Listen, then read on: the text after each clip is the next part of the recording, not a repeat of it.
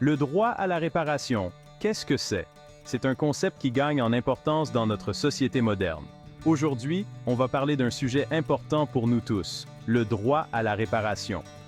Ce droit permet à chacun de prolonger la vie de ses appareils électroniques. Ça vous est déjà arrivé de devoir jeter un appareil électronique presque neuf parce qu'on ne pouvait pas le réparer? C'est une situation frustrante que beaucoup d'entre nous ont vécue. Un téléphone, un ordinateur, une machine à laver, ces appareils coûtent cher et leur remplacement est souvent inévitable. C'est frustrant et ça coûte cher. Les frais de réparation peuvent être exorbitants, ce qui pousse souvent les gens à acheter du neuf. Le droit à la réparation, c'est la possibilité pour chacun de faire réparer ses appareils facilement et sans se ruiner. Cela signifie que les pièces détachées et les informations nécessaires doivent être accessibles. Imaginez, votre grille-pain ne marche plus. Vous êtes perplexe et ne savez pas quoi faire. Au lieu de le jeter et d'en acheter un nouveau, vous pouvez l'apporter chez un réparateur. Ce dernier pourra diagnostiquer le problème et le réparer.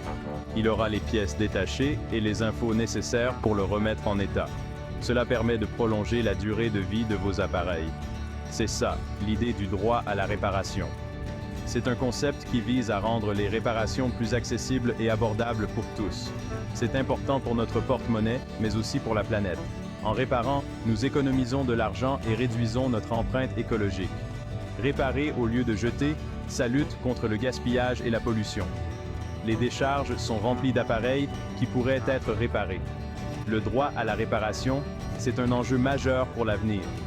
En soutenant ce droit, nous contribuons à un monde plus durable et responsable. Le droit à la réparation. On vous explique. Le droit à la réparation, c'est toutes les mesures qui permettent aux gens et aux réparateurs indépendants de réparer facilement les produits, surtout électroniques et électroménagers. Cela inclut des lois et des régulations qui obligent les fabricants à rendre leurs produits plus réparables. Concrètement, qu'est-ce que ça veut dire? Cela signifie que les consommateurs ne sont plus obligés de jeter leurs appareils dès qu'ils tombent en panne. Accès aux pièces détachées, les fabricants doivent proposer les pièces pour réparer les appareils pendant un bon moment. Cela permet de prolonger la durée de vie des produits et de réduire les déchets électroniques. Disponibilité de la documentation technique, les réparateurs, pros ou amateurs, doivent pouvoir accéder aux schémas, aux notices et aux autres infos techniques. Sans cette documentation, il est souvent impossible de réparer correctement un appareil. Prix raisonnable, les pièces détachées et la réparation ne doivent pas coûter plus cher qu'un appareil neuf.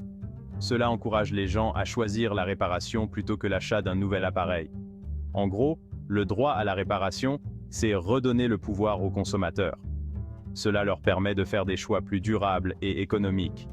Il faut sortir de la surconsommation et de l'obsolescence programmée, où les produits sont faits pour être jetés rapidement. En adoptant le droit à la réparation, nous pouvons tous contribuer à un avenir plus vert et plus responsable. 2024. Pourquoi le droit à la réparation est crucial?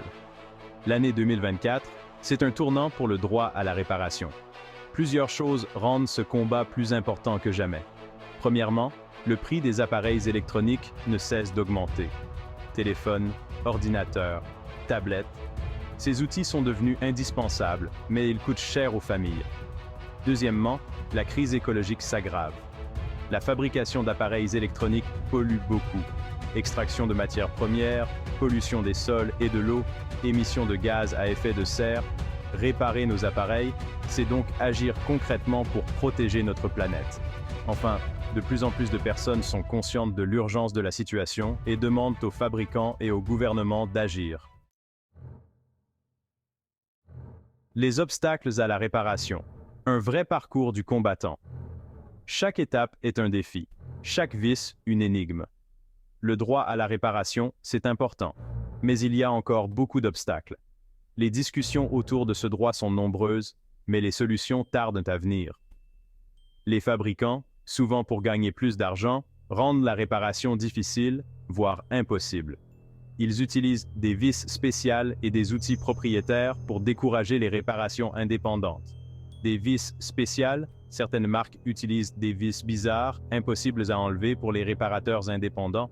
Ces vis nécessitent des outils spécifiques, souvent coûteux et difficiles à trouver. collage des composants. Au lieu de vis, les fabricants collent les pièces entre elles, ce qui rend le démontage très difficile. Ce procédé complique énormément la tâche des réparateurs. Pièces détachées, introuvables. Impossible de trouver les pièces pour réparer son appareil. Les magasins sont souvent en rupture de stock et les pièces en ligne sont rares et chères. Documentation technique inexistante. Les schémas et les manuels de réparation sont souvent cachés par les fabricants. Sans ces informations, les réparations deviennent un véritable casse-tête. Ces pratiques, c'est de l'obsolescence programmée et ça coûte cher aux consommateurs et à l'environnement. Les appareils finissent à la décharge et les consommateurs doivent payer des sommes exorbitantes pour des réparations simples. Des lois pour la réparation, il y a de l'espoir. Face à ces problèmes, de nouvelles lois apparaissent pour soutenir le droit à la réparation. En Europe, le Parlement européen a adopté des textes pour une meilleure réparabilité des produits. Aux États-Unis, plusieurs États ont voté des lois « droit à la réparation ». Ces lois veulent obliger les fabricants à fournir les pièces détachées et les infos techniques. Elles veulent aussi interdire les pratiques qui empêchent la réparation ou la rendent trop chère. L'objectif est d'encourager la création de labels réparables pour informer les consommateurs. Ces avancées sont encourageantes, mais la bataille n'est pas terminée. Les lobbies industriels sont puissants. Il faut rester mobilisé pour faire entendre la voix des consommateurs.